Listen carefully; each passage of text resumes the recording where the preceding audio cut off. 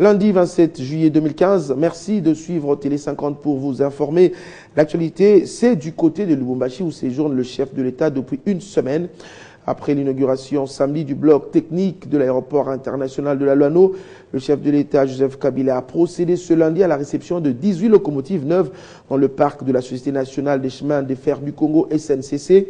Ces engins vont desservir 12 provinces de la RDC et vont à nouveau renforcer les activités opérationnelles de cette entreprise. Ce projet financé par la Banque mondiale et le gouvernement congolais vise au total une acquisition de 38 locomotives. Emmanuel Pueto est le chargé de communication de la cellule d'études du projet de transport multimodal. Nous l'avons joint au téléphone pour plus de détails. Le chef de l'État, Joseph Kabila, a réceptionné officiellement ce lundi après-midi de 18 nouvelles locomotives pour la Société nationale des chemins de fer du Congo, SNCC, en présence du Premier ministre Matata Ponyo et de nombreuses personnalités. Cette cérémonie s'est déroulée à la place de la gare de Lubumbashi. Les Louchois et les cheminots étaient venus en masse pour saluer et assister à cette cérémonie.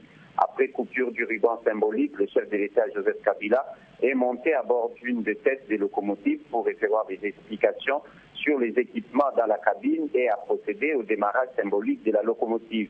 Sitôt après, le chef de l'État, Joseph Kabila, a procédé à la remise du bâton de passage au directeur général de la SNCC et une randonnée sur 10 km de la voie en allant vers Katsumbaleta s'est effectuée et sur le parcours, c'est toute une liesse de joie manifestée par la population qui y a salué la présence et l'arrivée de ces 18 locomotives au bénéfice de la SNCC.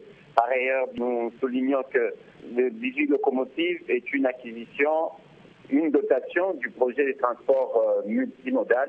Après l'arrivée de ce premier lot de locomotives, la SNCC reste en attente de la livraison d'un second lot de 20 locomotives neuves dont l'achat est financé par le gouvernement de la RDC auprès du même fournisseur. Et c'est là toujours dans le cadre du projet de transport multimodal.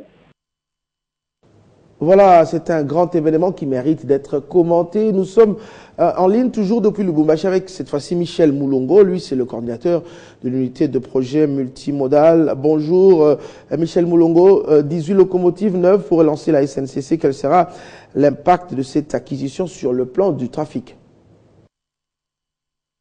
L'impact sera sur le trafic sera très important parce que aujourd'hui, avec 18 locomotives neuves, nous avons déjà travaillé sur les prévisions de trafic. Donc, normalement, avec l'acquisition de ces 18 locomotives, plus les 20 qui sont en cours d'arrivée, parce qu'il faut noter que les 18 d'abord ont été financés par les fonds de la banque, et les 20 autres qui sont en cours d'arrivée par les fonds du Trésor public. Alors, avec les prévisions faites, c'est que logiquement, l'impact devrait d'ici 2 ans faire que la SNCC atteigne son point d'équilibre financier.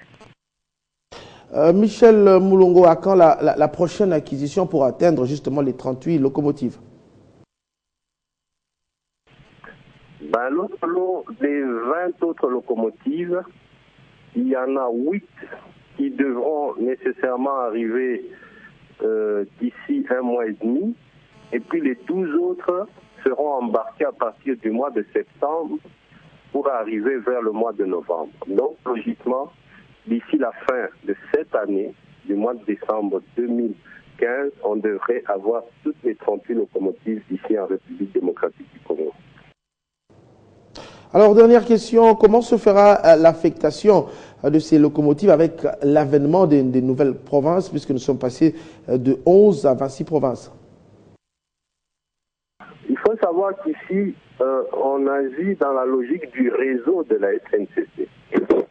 Le réseau de la SNCC est découpé justement en régions d'exploitation. Et il faut savoir aussi que le chemin de fer de la SNCC, donc la voie, est constitué de rails de différentes dimensions qui peuvent supporter des charges différentes. Je m'explique. C'est que dans la partie minière, dans ce qu'on appelle le Contabel, en partant de Kolwezi jusqu'à Sakanya, là on a une voie qui est très lourde parce que les marchandises qui passent là-bas, c'est principalement des produits miniers. Les 18 locomotives achetées aujourd'hui, plus 6 autres achetées sous le second long, donc il y en aura 24 sur les 30.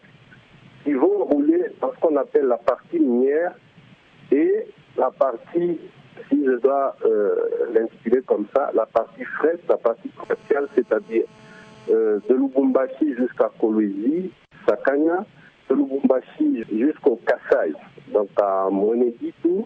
Là, c'est la partie de la voie, il peut y circuler les grandes locomotives de 16 tonnes dans les 18 on a un peu aujourd'hui.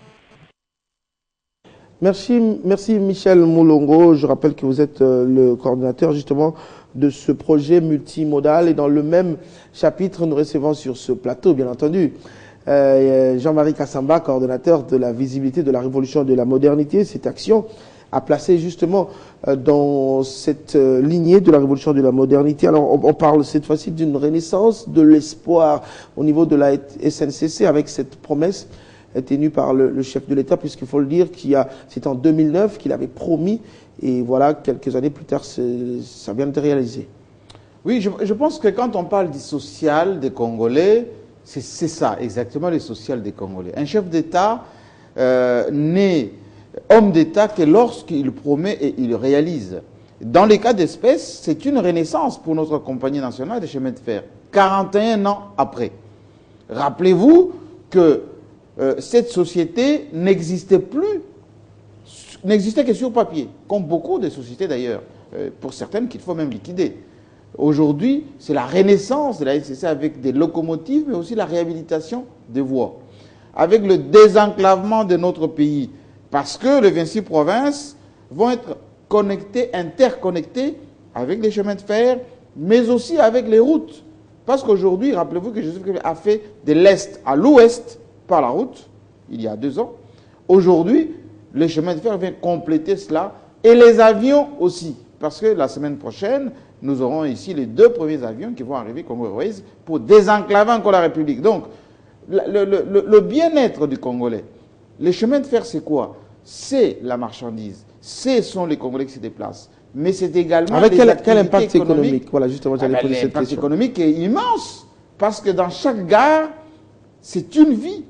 Parce que toutes les agglomérations longeant ces gares, toutes les villes qui longent ces chemins de fer, eh bien, créent de l'activité. Ces activités donnent des pouvoirs d'achat à la population, modernisent notre espace national. Et c'est cela le bien-être du Congolais. Aujourd'hui, quand on parle des acquis, ça fait partie des acquis de Joseph Kabila. Alors, mais il y a quand même une inquiétude, on a suivi même dans le discours du ministre des Transports, l'inquiétude quant à la bonne gestion, quant au respect du patrimoine, que ce soit du côté de ceux qui vont gérer, c'est que la SNCC, mais aussi la population, puisque les surchargements, faire voyager par exemple des passagers dans des wagons à marchandises, tout ça, est-ce que cette inquiétude est fondée? Nous sommes dans une guerre de révolution mentale dans notre pays. La modernisation de notre pays doit s'accompagner aussi du changement des mentalités. Ceux qui ont tué les tissus économiques de notre pays, c'est nous-mêmes les Congolais. C'est nous-mêmes qui avons fait mauvais usage des équipements, de l'espace, des routes, des bâtiments. Aujourd'hui, ce qui est demandé à nos compatriotes, c'est de faire bon usage. Et je peux vous dire que le ministre Louzolo, enfin aujourd'hui conseiller spécial du chef de l'État en matière de la bonne gouvernance et la lutte contre la corruption, et même de ces comportements anti-citoyens, anti-patriotiques, c'est aussi de poursuivre ces genres de comportements. Donc c'est pour vous dire que les portes des prisons sont ouvertes aujourd'hui, pas seulement pour les clowns en cravate, mais aussi pour ceux qui sabotent l'économie nationale, ceux qui sabotent les équipements, ceux qui sabotent tout ce qu'on est en train de mettre en place. Et c'est une procédure qui est en cours de réalisation aujourd'hui. On ne le dit pas assez, les juridictions sont aujourd'hui mobilisées, la justice est mobilisée, etc., que les personnes ne s'avisent pas à saboter le travail qui est fait parce que l'État et la loi sera sur leur chemin. Alors, on va terminer avec cette question. Ce séjour du chef de l'État depuis pratiquement une semaine, très symbolique dans la province, puisqu'il est dans le Haut-Katanga, le Lubumbashi. Le week-end, c'était le bloc technique de l'aéroport. Ce lundi, c'est 18 locomotives. Et nous apprenons aussi que c'est l'élargissement de la route Kasumbalesa que le chef de l'État vient de lancer. On peut placer ça dans quel cadre? Joseph Kabila, Lubumbashi, Katanga ou Katanga pour autant d'activités. Il faut seulement écouter ce que disent les notabilités du Katanga, la population du Katanga, l'IS populaire durant toute cette semaine au niveau du Grand Katanga, parce que les Katanga en tant que province n'existent plus, il y a maintenant le démembrement de notre province. Le leadership local est aujourd'hui au goût du jour. C'est terminé les leaders qui, depuis Lubumbashi, pouvaient régenter l'ensemble du territoire. Il y a maintenant, dans chaque contrée, dans chaque nouvelle province, ce qu'on appelle la renaissance des nouveaux leaderships. Donc, le président de la République, en tant que garant de l'ensemble du pays, est là-bas au Katanga pour montrer qu'il développe son pays dans chaque province. Il a été à Kinshasa, là il a fait les Katanga, la semaine prochaine il sera à Goma pour l'aéroport mais également la route. Juste un mot par rapport à cette route des Kasumbalesa, l'élargissement. Pourquoi? Parce que c'est la route de grand trafic pour non seulement la frontière avec la Zambie, mais également tous les trafics avec l'Afrique du Sud. Ça passe par cette route-là. Donc il fallait absolument moderniser, élargir, comme à la manière dont on a fait des autoroutes ici à Kinshasa. Donc c'est très important, ce travail qui est en train d'être fait par les chefs de l'État, qui continue à moderniser notre pays, nonobstant l'ambiance de dialogue, l'ambiance de concertation, etc. C'est un chef de l'État actif. Et les Congolais seront servis en termes d'inauguration d'ici la fin de l'année. Voilà, ce n'est pas terminé, ça continue. Merci Jean-Marie Kasamba, coordonnateur de la visibilité de la révolution de la modernité. Merci d'avoir commenté avec nous cette actualité, la réception de 18 locomotives par le chef de l'État. Il faut le dire. Voilà, merci beaucoup. Alors on va parler mode et beauté, puisque la deuxième soirée dédiée à la haute couture Made in Congo, la Kinshasa Fashion Week, a vécu le public nombreux comme à l'ouverture a assisté samedi à un défilé riche en couleurs et en émotions. Un cocktail de stylistes congolais de la diaspora et de Kinshasa ont présenté des collections à couper le souffle. Regardez. Comme pour la première soirée, toutes les émotions sont au rendez-vous. Il faut dire, les collections sont d'une grande qualité. Le bien implanté au pays, au Cassol par exemple, y est allé de sa collection de prêt-à-porter de luxe. Une vraie prouesse. Et puis, RDC, pays d'une riche biodiversité, a inspiré Fanny Mandina, qui a présenté une collection faite de verre, comme pour dire respect à la flore congolaise. La collection Moseka de Noéla Boudjamabe a fait un carton. Les modèles et les coutures sont d'un tel raffinement au point de mettre d'accord les convives. Les collections, les créateurs ont cherché loin, ils ont proposé du spectacle et chaque collection avait un thème, un message précis et cette diversité, c'était beau à voir, c'était du beau. C'était superbe. Les Africains peuvent faire de grandes choses. Je suis très étonnée par rapport à l'évolution et à la découverte de certains artistes stylistes. J'ai plein d'idées en tête et j'espère moi un jour faire ma collection, qui sait. J'ai apprécié le travail de tous les Congolais et je me suis dit la mode va vraiment de l'avant avec ce que j'ai vu aujourd'hui. Le dimanche, acte 3, c'est essentiellement consacré à l'exposition et vente d'œuvres vues sur le catwalk et dans la soirée, un concert de J. Bempiana a clôturé la 3e édition de la Kinshasa Fashion Week. On va terminer avec du sport, éliminatoire du mondial Papouasie-Nouvelle-Guinée 2016. Les Léopards dames de moins de 20 ans vont de succès en succès. Après avoir battu les braves Warriors de la Namibie en aller 4-0. Un seul but était marqué hier dimanche à Windo grâce à Joël Moadi à la 64e minute. Les Congolaises auront 2 mois de préparation avant de recevoir les Nigérianes le week-end du 25, 26 et 27 septembre prochain à Kinshasa pour le match aller du second tour de ces éliminatoires. Pendant ce temps, Arlette Boutella nous a rejoint sur ce plateau pour parler justement sport. Bonjour et bienvenue Arlette. Merci Patine Thierry. Alors comment se présentent les autres affiches de cette compétition? Jusque, vous l'avez si bien dit, la République démocratique du Congo jouera contre le Nigeria, le Burkina Faso sera face à l'Éthiopie, la Guinée équatoriale jouera contre le Ghana et puis la Zambie sera face à l'Afrique du Sud. Il faudrait signaler qu'il y aura seulement 2 représentants pour le continent africain en ce qui concerne le mondial Nouvelle-Guinée, Papouasie 2016. Alors, Dans l'autre compétition, c'est la Ligue des Champions, le tout-puissant Mazembe qui se relance dans la compétition. Justement, Mazembe qui commençait un